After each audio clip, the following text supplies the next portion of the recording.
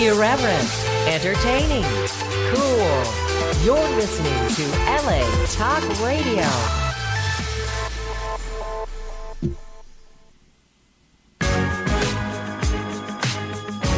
You're listening to What Women Want with Judy Goss and Kristin West, only on LA Talk Radio.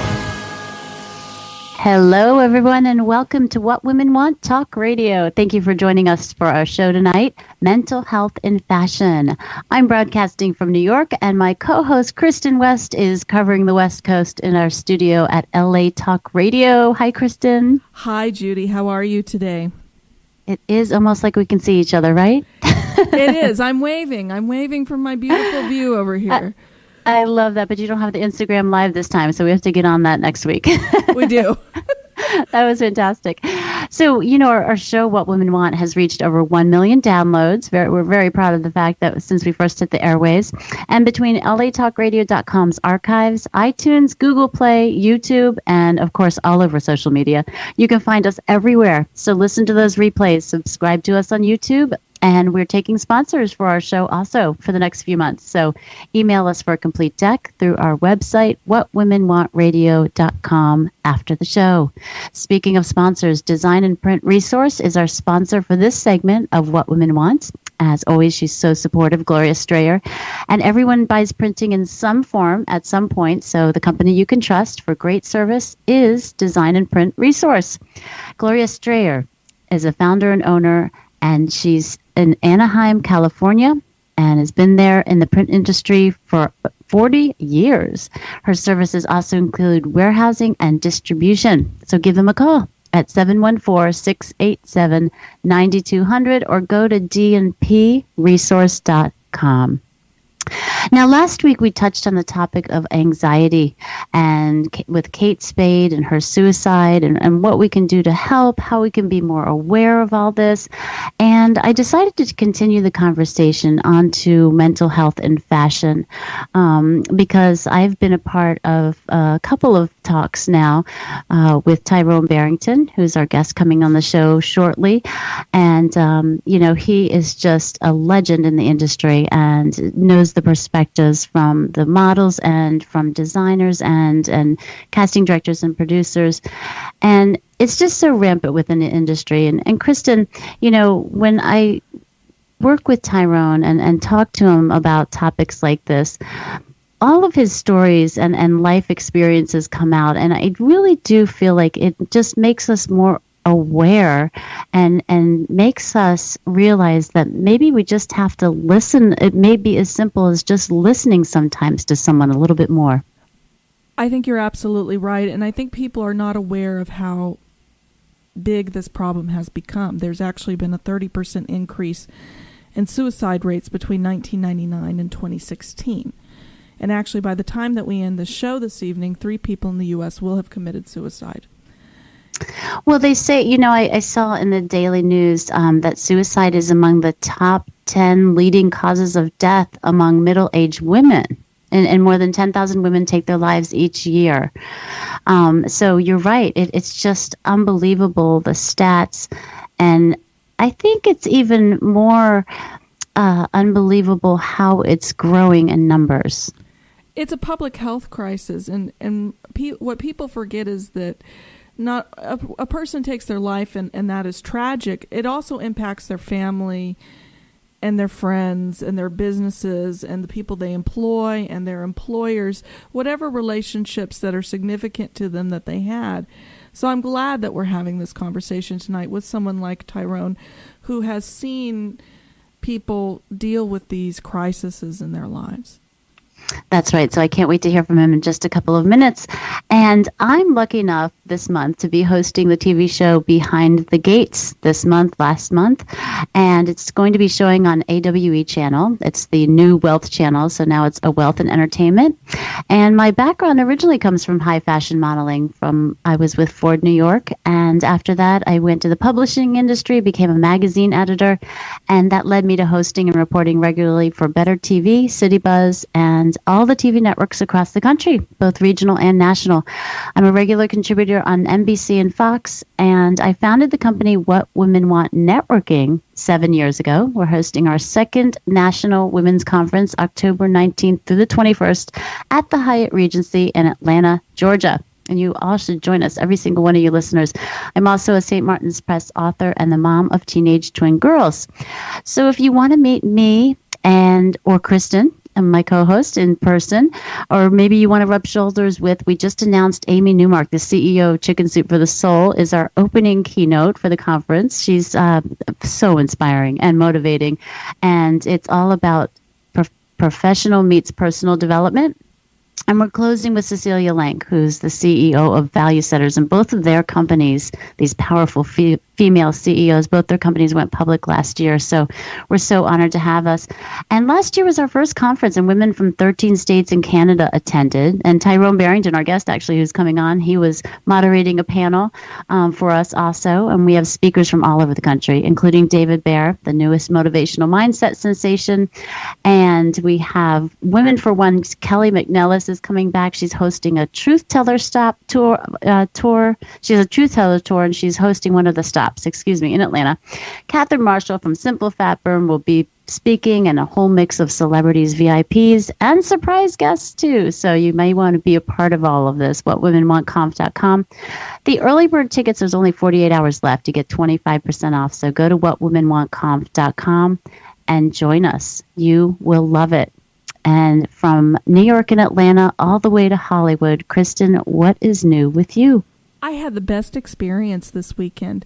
My friend Rena Riffle, you would recognize her from Mulholland Drive, actually had her first film festival this past weekend called the Concrete Dream Film Festival.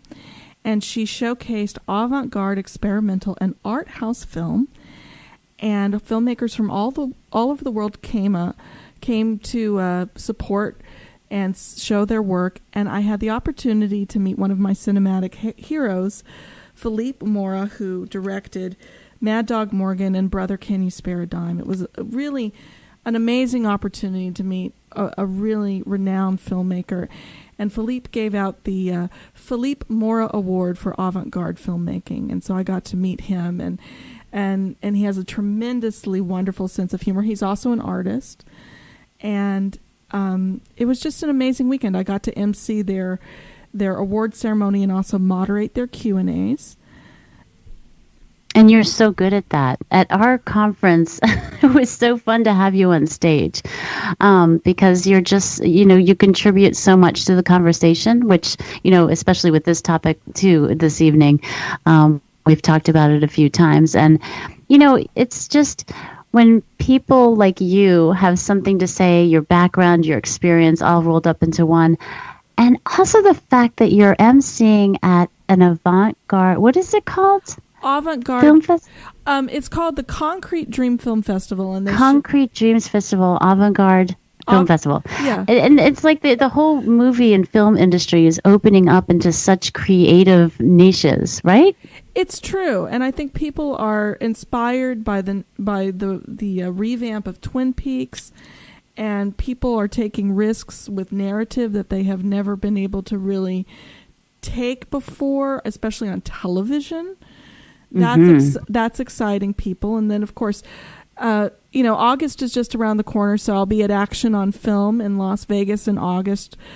Showing off Horror Talk with Kristen West, and we're already planning our new season, which is exciting for me. Oh, that is exciting. I heard you have some surprise guests coming on the show too, so I can't wait to hear about that in the future. So I want to bring on Tyron now because he's also taking risks in a lot of things that he's doing and speaking out about topics that people really need to hear. And I have to laugh because I'm sitting here looking at his intro and it says mini bio. And I'm wondering how long his regular bio is because he's just had quite the background in the modeling and fashion industries.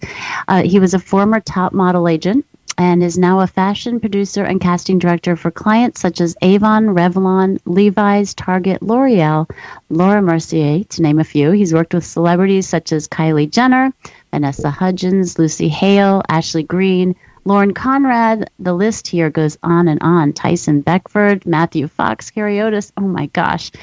He's also the author of The Lord is My Agent, and He Only Takes 10%, where he chronicles his journey as a top model agent. And it's really funny, this book. You should read it. It's hysterical and informational, as well as his recently released second book, Bearing Souls in Fashion, an illustrated fashion book that's geared to the kid in all of us, but is also a simple way to highlight mental health and fashion and the way fear and doubt affects us every day. Both books are available on Amazon.com.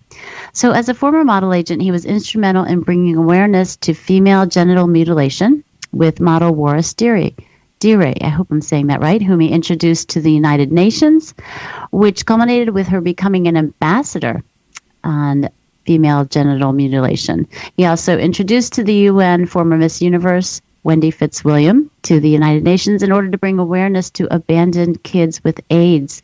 He's been interviewed on ABC Nightline on the subject of race and fashion, and recently moderated a forum on mental health and fashion after seeing so many models, designers, and creative sufferers in silence from depression, anxiety, loneliness, and addiction, with some committing suicide. His soon-to-be-released podcast, Dear Agent, The Business of Model Management, will be out in July. Welcome to the show, or welcome back to the show, Tyron. Well, thank you. Thank you so much, Judy and Kristin. Thank you for having me back again. Thank you.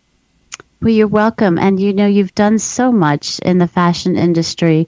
You've spread so much good and ministry and mentorship, to everyone. So it's an honor to have you on the show, and also to have you speaking about mental health and fashion, because, you've experienced it firsthand.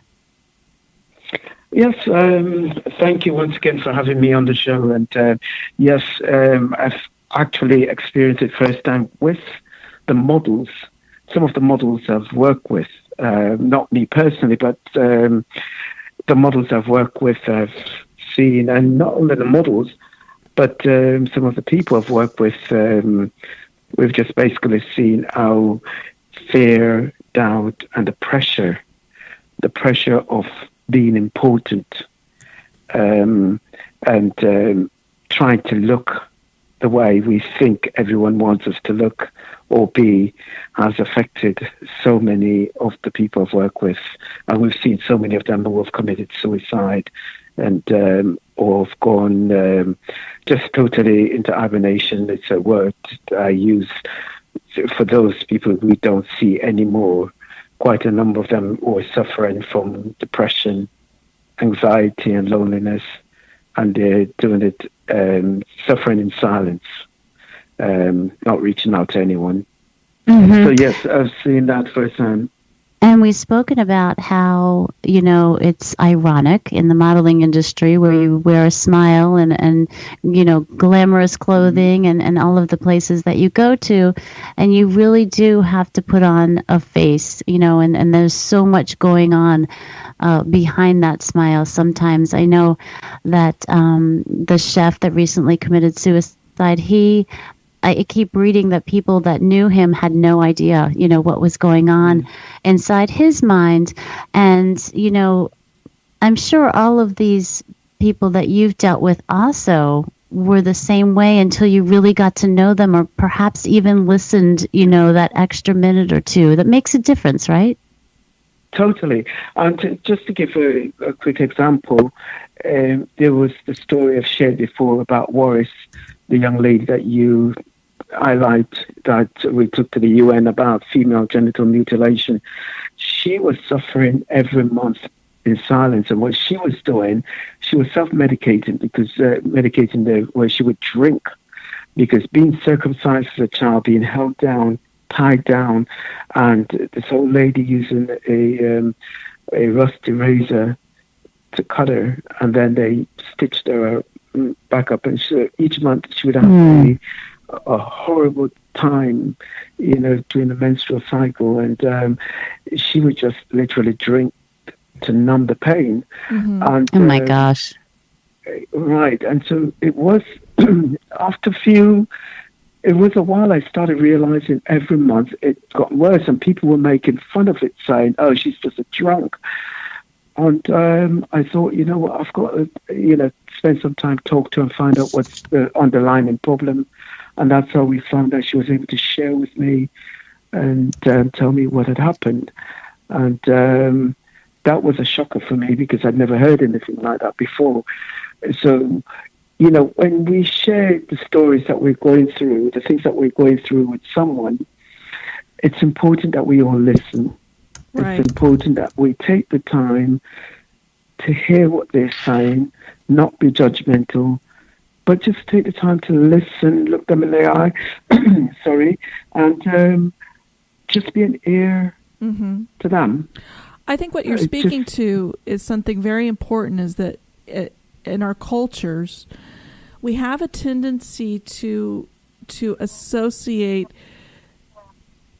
things like alcoholism, things like substance abuse, as a character defect instead of the symptom of a mental health concern or a disease. And I think the point you made about judging people, we need to kind of take a 360 view of people and not try and stereotype them as, drunk model or whatever. How did you start that conversation with her? Well, for me personally, I've always been more like a big brother, a parent to the models, because these are most of these young talents are, and most of these talents are quite young, and even the older ones, the older ones tend to suffer from more anxiety and loneliness and depression and stuff there. So, for me personally, I've always been blessed to be able to listen and try to figure out how do you approach a situation. But the best approach is always to be gentle and to just not bring it up in front of others. Right. For me, it's always been like taking them aside and, and let them realize that they can share whatever that they're going through with me. And, that's the way I was able to get most of my models to share their stories, and for me, in order for me to get them help. And this is just one person. Her story was the most, extraordinary one there, because people would laugh. In fact, at one point, I had another agent from another agency who saw her on the street one morning, and she was extremely drunk on the street, and you had these bums around her, and they'd taken all her money and her passport. And this agent saw her on the street early in the morning. She had gone out the night before, but she was always talking to people. But then she ended up speaking to these bums, and they took all her money, her passport and everything, and an agent saw. And he called me and he said, "Tyron, your girl is out there on the street. Go and get her." And so, now you had told us, you and I were chatting before the show with Judy about this incident last week where there was a girl who told you she was going to kill herself, but someone listened and talked to her, and that prevented her from doing that. Could you share that with us? Yeah, there is another model I used to work with many years ago, and she's a French model, and this was many years ago. We worked together. She became a creative director at one of the biggest brands in New York and stuff there. And subsequently, she left the US and went back home. But last week, after the Kate Spade incident, the suicide, and Anthony Bourdain's suicide, she made a post on Facebook, and in the post, she talked about quite a few years ago, not too long ago actually, where she started going into this cocoon of depression. And she started hibernating from everyone, stopped going out, stopped talking, calling anyone. But this one guy would constantly send her messages in her hometown. And he would constantly send her messages, "How are you? Do you want to go for coffee? Do you want to go for something, or take a walk or a movie?" And she said that one person, each time she get this message, it would cheer her up. And she would go out, have coffee with him, even when she didn't even want to. He would constantly, force her to come out in a gentle way. And so it turned out that a couple of years ago, she decided she couldn't deal with the depression anymore. And she decided she was going to jump off the 21st floor of her apartment building. And she thought the one thing she was going to do is at least to let him know, because he was the only one that had been staying in touch with her for so long during her depression and stuff, the years of depression. And so she decided to call him, and he was able to talk her off the ledge. Thank goodness. Of the 21st floor. Exactly. That's. I keep going back to the fact that we need to take time to listen to each other, take time to reach out to people. I know we're so caught up in the social media realm of things today, but there's nothing like picking up the phone and talking to someone. Mm-hmm. Just reaching out to people you haven't spoken to in years or weeks or stuff. Just follow up. Just find a way to include others that you haven't seen or heard from. And, just the Kate Spade suicide last week, I've seen so many people post about their depression. Yeah, I agree with that. For years. Yeah, so we've seen more people opening up to share these stories of what they're going through. I think what you're speaking to is sometimes the most powerful thing you can do for a person is just the most simple and basic thing, like inviting someone else to coffee or to a movie, or just being present to someone, because I think that people feel this anxiety and this loneliness that nobody cares. I want to revisit something you said, because I think it's important for anybody who is a business owner who's prominent in their community. You don't necessarily have to be in New York or LA to feel this, what you called so aptly, the pressure of being important. Yes. I think one of the most heartbreaking things about Kate Spade's situation was that if she felt that if she got help, it would somehow damage her brand. Do you have any insight for anyone who may feel that their public face and their private concerns are at odds? Well, we see it all the time. Our society today tells us or dictates to us that we should always be perfect, and that you should never share what you're going through. So we're so good at camouflage and the whole thing there. As you said, Kate Spade is a good example of someone who could have gotten better treatment or help, but the whole image of maintaining an image was far more important. And that's a sad reality of what we deal with today. We've seen it in models. We see it not only in models, we see it in so many people outside, our neighbors. You see it with your neighbors there. Your neighbors out there trying to live up to the Jones effect. And so they will do anything, even if they can't afford it, or even they know that mentally it's breaking them, they're still trying to keep up their appearance. Right. The thing is for us to be honest with ourselves, be honest, and just say, it's better to be truthful and say, what's more important, my health? And when my health, having good health, you're literally protecting your family. Right. Because the effect of committing something like suicide, it not only you're gone, but think about the people that are left behind, right, that now are suffering from these things. They've actually done studies on this, and for every suicide, there are 6 people that are intimately affected and directly affected by the suicided. That at least, yeah. At least, I think. Six is the average. We're having an intelligent, adult, very real discussion about this issue tonight. I wonder in my heart of hearts, Tyron, and maybe Judy, you can weigh in on this too, because you have experience in both broadcast and publishing. I think tabloid culture, especially when it comes to celebrities, the sensationalization of addiction and going to rehab makes it really hard for people to really take that step to walk through that door to get help. And I'm wondering in my heart of hearts if we covered mental illness with more compassion, or just allowed a space where a celebrity could choose not to publish that they're going to rehab, if that would have maybe saved Kate Spade. I mean, nobody will ever know for sure, but I think we have such a sensational tabloid culture that makes it really hard for people who have that pressure of being important to walk through that door. How do you all feel?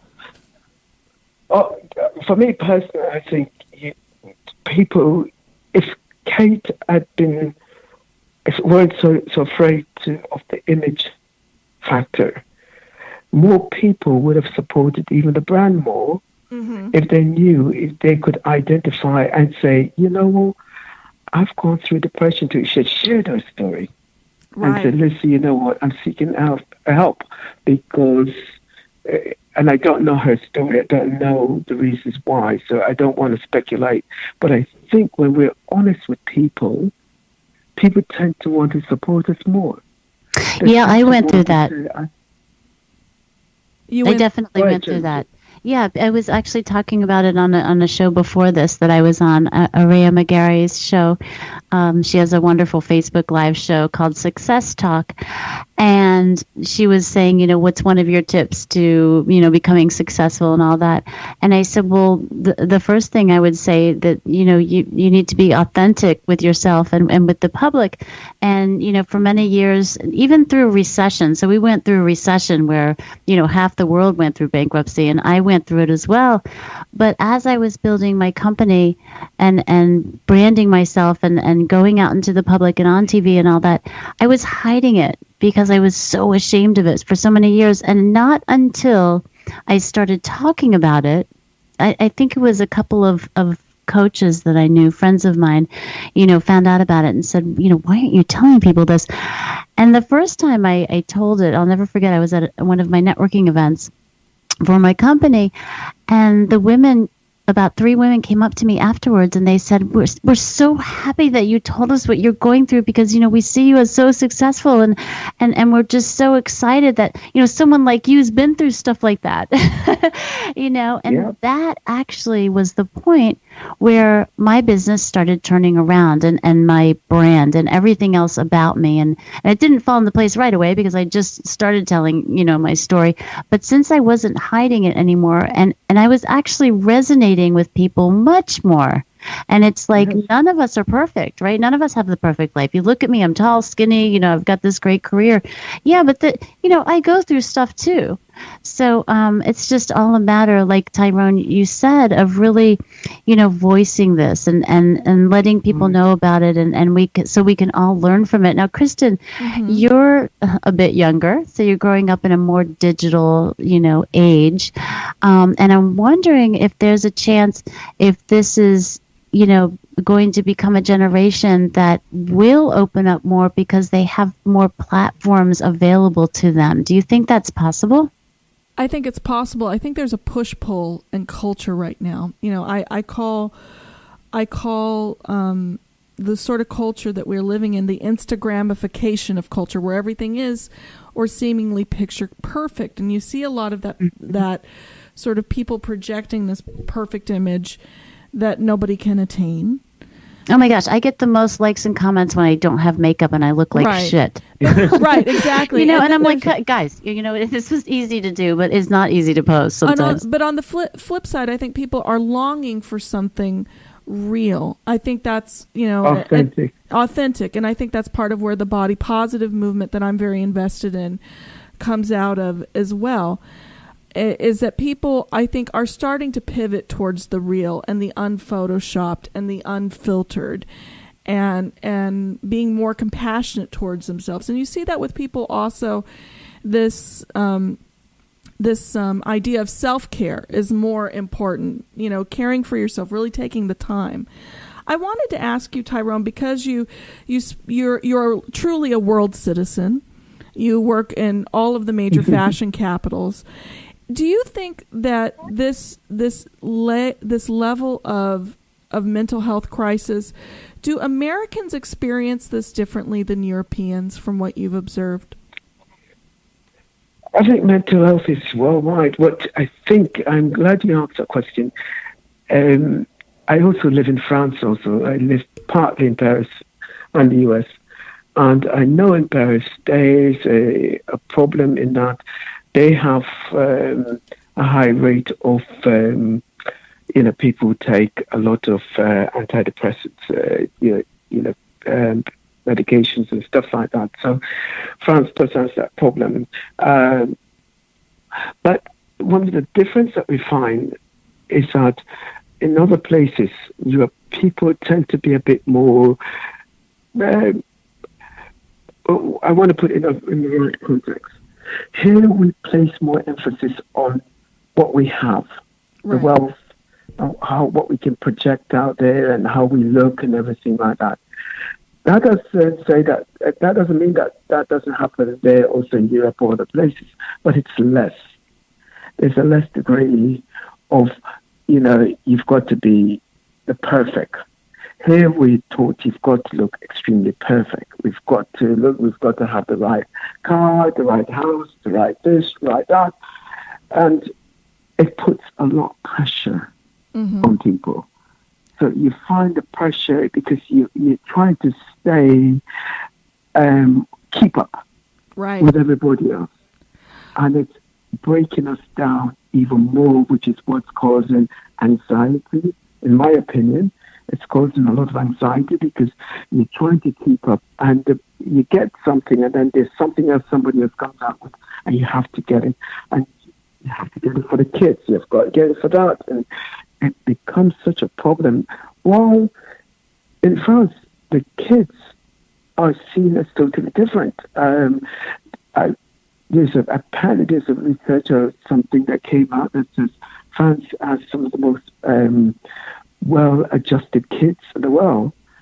And when I heard that report came out about 2 years ago, I thought, really? And then I started looking, and you started noticing the kids are totally different. They're not so glued on a phone or anything like that. They're constantly playing out there. You go to the Caribbean, the kids are playing. The kids are hanging. There's not that need to be on a cell phone or on a tablet or whatever. You go to South America, it's the same thing. Yes, they want it, but it's not as important. It's not a priority. You go to different parts of the world and it's the same. But in our culture, we place more emphasis on the material things. And I think the material things is what's causing the pressure and the anxiety and the depression, the loneliness. This is just my observation. I'm not a psychologist or therapist or stuff there, but just my observation of what I've seen. And we talk about even a model who comes from somewhere like, say, the Caribbean, Brazil, or even Russia, who, when they come to the United States or in Europe, when they work and they get $1,500 or $5,000 a day, to them that's a lot of money. So can you imagine them making $10,000 a day? That's basically, for some of these people, that's 1 year's salary. Right. So there's a lot of appreciation from those models to be so happy. So there's a level of happiness and thankfulness. We, on the other hand, tend to... Tyron, we're losing you a little bit. You're fading out a little bit. Oh, okay, sorry. One of the things I notice is that sometimes with a lot of the American models and stuff, they may say, I don't know if I want to work for $5,000 for today. And somebody else from a poorer country will go like, 5,000? Yes, what do you want me to do? Right. And so there's a difference in thankfulness. And I think it's because we're a bit spoiled in where we're from. I think that we're a bit more spoiled. And so we take things for granted, and somebody else from a poor country sees it as a bigger blessing. Now, we have the blessings in front of us, and somebody else sees it, but we sometimes don't. I think you're saying something very powerful here. I don't know about you, Judy, but gratitude has pulled me out of some very dark places. Oh, totally. And I'm so glad, Tyrone. And Tyrone's taught me a lot of that about having gratitude, Tyrone. So thank you. Well, you know what? I'm going to share something quickly. And Judy, when you asked me, I thank you for asking me for being on the show. Last Friday in Paris, and we were hanging out with some kids there. Judy, one of my friends in Paris has been suffering from depression for years. Mm-hmm. And I've been going there constantly, talking to them and encouraging them, sending them little notes, reminding them how special they are and how God loves them, and to remind them some days to go and take a walk and stuff there. And last Friday night, we were all hanging out, and this person turned to me and said, I just want to sincerely thank you for being there. I would have committed suicide years ago if you weren't there. And each time I think about it, I think about what you always say and the words you said. And this is a Muslim person who works in the entertainment industry and who is suffering from depression, anxiety, loneliness, but is not able to tell their family because they're hiding things from their family. And so they've talked about depression before, but I didn't even know on Friday night that they thought about suicide in the last so many years. So it goes back to what I'm saying, that we need to spend some time to listen to each other, spend time to call each other, and check up on each other. And especially the elderly. Right. We sometimes take them for granted, our parents, our grandparents, the elderly. Just if you see in the neighborhood, if there's a shelter, whatever it is, an old folks home, it'd be nice for us to just spend the time, just one day maybe out of the month, or one day every other month, to just go and sit and read a book to someone, read a book to a stranger, something, and it will bring us a lot of joy. Trust me, it will really change our outlook on life. I want to talk about workplace culture, especially in the fashion industry, Tyrone, and I think you're so right about taking the time. Now, People magazine had reported that Kate's sister said that Kate was surrounded by, quote, yes people, and that contributed to some of her feelings and her dysfunction. Do you think fashion workplaces need to have mental health training, just like workplaces nowadays have sexual harassment training and diversity training? Does every American workplace need this? Oh, totally. The podcast, we just take this podcast, and one of the questions I asked the world's top model agent from the biggest model agency in the industry, ISG Models, I interviewed one of the agents, and one of the questions I asked was about how are they addressing the issue of mental health, anxiety, loneliness, and stuff there. And they gave some really great answers, and they've actually implemented a program for their models to be able to share. So they've created a whole program about it. This is an agency, you said? Yes. That's fantastic. They've created a program for models who are suffering from anxiety, loneliness, and depression. So the models can reach out to them. And I was really happy to hear that an agency finally was doing it. And it's great to see that because it's happening in the industry, and more companies, corporations need to find a way to incorporate, not just, as you say, in the Me Too movement, but the mental health. Right. There needs to be a way to address it in the workplace. Now, I've been sort of digging into this a little bit more, and I know you're not privy to all of the details personally with Kate Spade, but I think there's some instructive information in the reporting that's gone on about her. And one of the things that struck me about this whole situation was Kate's father actually told CBS that Kate was planning a trip to look at colleges with her daughter. And to me, it struck me that she didn't stop making plans. It was like, are there more subtle cues that people should be looking for, that family and friends should be looking for from loved ones? I mean, she was making plans to travel. It's not like she locked herself in a room and said, I'm done. Well, we don't know if she was locking herself or not, because the person, I can only speak from people I've seen who have gone through it, most of them do lock themselves in a room, but it's that snap moment. I see. You couldn't be making plans. But then you have the snap moment where everything just says in your head, click and say, I can't take it anymore. I can't deal with it anymore. Let's just end it now. And it's a snap moment, I think, that is the most dangerous part, because the snap moment, especially when they're alone, and everything just at that moment just snaps, and they said, what's it all about? I don't want to deal with this anymore. I want to walk away from it. So it's hard to say, but I think by engaging the person, look, Anthony Bourdain, he had plans with the other chef, that French chef. They were planning other things that they were going to do. And then just that moment, he decided, you know what, I can't do this anymore. You know, that snap moment is what I think is the danger point, because we don't know when it happens. It could be in the middle of the night. It could be at any time. It just, the snap moment. And I have that friend in France, and they can lock themselves in a room for a week, 2 weeks, literally.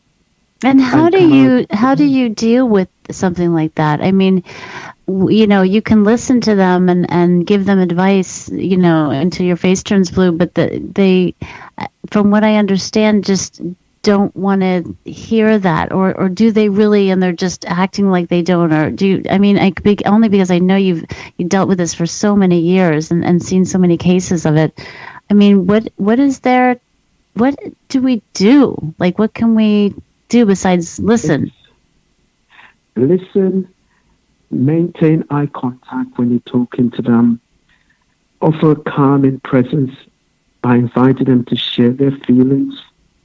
And even just things like saying to them, may I suggest another way of looking at life or at things? You know, simple things there. Dealing with someone like in Paris who's going through that stuff, there are times where you feel frustrated because you're trying to talk to them and they don't want to hear anything. So I've learned not to say much, but to say it. In all of us, there's an instinct when to speak and when to say something that we feel is going to be helpful to the person. So I would. It's probably a lot just to know, I guess, that you're just there, right? Yeah, and literally a few weeks ago, I was supposed to go back to Paris. I was there months ago and checked on the apartment and stuff. And then I thought, I'll wait until July and go back. And then a few weeks ago, I sent a message, how are you? Yada, yada. And they said, are you coming to Paris? And I said, well, I'm thinking about maybe. And they said, no, can you come? But the other words that they use, it's as if they said, I need you. What I've read in that context, I need you to be here.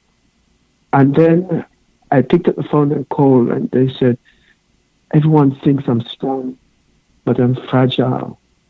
And I went, whoa. And that immediately for me thought, you know what, take the flight. I don't have to wait until July. I can still go back to July because sometimes I spend the summers there in the south. But just going there and letting someone know that there's someone that cares is very, very important. You know, it's costly to do that. Not everyone can afford to do that. But even just Skyping, right, talking to the person on the phone or sending a text or a little verse, you know, something. I send verses or little things like, God loves you, you've got beautiful diamond eyes, or, you know, God sees your eyes and God sees your heart. And I send these little things. And little inspirational quotes from other people like Tolstoy or whoever, and just to encourage. And that's what, you know, but you don't know what to do. Literally, you don't know, but you just have to keep trying. I think one of the things that is so poignant about what you're saying is that we have so many ways we can communicate: FaceTime, text message, live stream, any sort of live streaming video. We have cell phones. We have so much connectivity, so much more than our parents and grandparents did. But sometimes we just absolutely fail in communication if we are not paying attention. And being busy and forgetting that somebody else. Just take a moment. But the one thing I always say is when you speak to someone on the phone or meet them face to face, they feel very important. It's a difference when you spend time. There's a model agent, French agent who lives in the United States. And for the last 6-7 years has gone through a deep depression, extremely deep depression. And I've been called on many times to just talk to. And what I try to do when they come into New York is to give them a call, say hi, or sometimes take them for coffee or lunch just to check on them. And even when I'm not in New York, I send messages. How are you? You okay?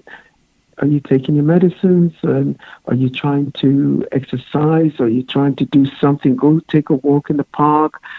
Spend time with nature. Those things I try to do to encourage them. Mm-hmm. And they went through, I think, 4 or 5 years of really dark depression. The last 2 years have been coming out of it. Now they've got a job. And they're literally just going out and doing little things. But you still have to constantly call them so they don't relapse. Constantly call and saying they're important. That's a good point. And Tyron, you know, we only have a couple of minutes left, but I'm just curious if you've seen any trend in the, fashion industry reflecting the anxiety that's going on these days. Oh, big time. I mean, we did that panel in November on mental health and fashion. I'm just going to say, when we were there, when we did that panel right after, and I'm not sure if you knew this, but there was a gentleman, someone came to me and they said there was a gentleman, a hairstylist, a big hairstylist, who was in the audience, and he had just been released from Bellevue. I didn't know that. He had been taken against his will into the Bellevue the week before. He had a breakdown on a photo shoot. I think it was a photo shoot he had a breakdown on. And they had to hospitalize him. And when he heard about our event, his mom flew into the country. He wasn't from this country. The mom heard about it. Someone said, there's this event going on. She decided she was going to take him. And so she took him to the event. And he said it was the first time he had heard anyone speak honestly about mental health and the fashion industry. Well, Tyron, that speaks to you and what you're doing with your ministry in fashion education, the Me Faye movement, and everything that, you're rolling out. But you're also part of it. I know, but you're the leader. And I just, I really, and you're the guest on the show tonight. So, and just everything I've seen throughout the decades, really, honestly, that I've known you, the encouragement that you give, the positivity that you bring, and the ministry, that you're spreading is just so noble, and it's so wonderful to see and to hear a story like that we touched, even one person. I mean, that counts so much. That's a living soul. That's someone who counts, and someone who really, we could have changed lives, and you are changing lives, and I'm just so proud of you, and from where you've come and who you are today, and personally, obviously, you've brought me through many different things in my life, and it's just been wonderful. So how can people get a hold of you if they want to know more about your books, your ministry, and everything that you're doing? Your podcast is coming up in July. Right. It's called Dear Agent, the Business of Model Management, and it's basically touch on every different topics. It's a 1-hour program, and it touches on everything from, fashion, from being a model to mental health and faith and everything. But to reach me, it's always by email. It's always the best. It's TYRON at Barrington, B as in boy, ARRINGTON, and then MGT.com. So it's TYRON at Barrington, MGT.com, and you can get more information on that there. So, yes. I can't wait to listen to the show. I know it's going to be inspirational as well as informational and just everything wrapped up into one. And it's just so fascinating, what you've been through and what you're doing now. So congratulations to you. Thank you so much for coming on the show. It was fantastic. Of course, I could talk to you all night, and sometimes on occasion I have. Yes. So, yeah, absolutely. And you too, Kristin. Thank you so much. Again, co-hosting with you is just, it's so fantastic. And for everyone else, thank you for listening. Remember, subscribe to us on YouTube. Don't miss even one show. Next week, we're going to have David Alt on the show. He's a teacher, writer, columnist, and he wrote a book called Grass is Greener Right Here. So has a lot about what we've been talking about for the past couple of weeks also. So that's going to be exciting.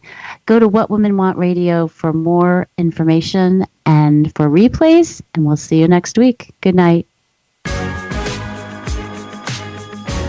You're listening to What Women Want with Judy Goss and Kristin West, only on LA Talk Radio.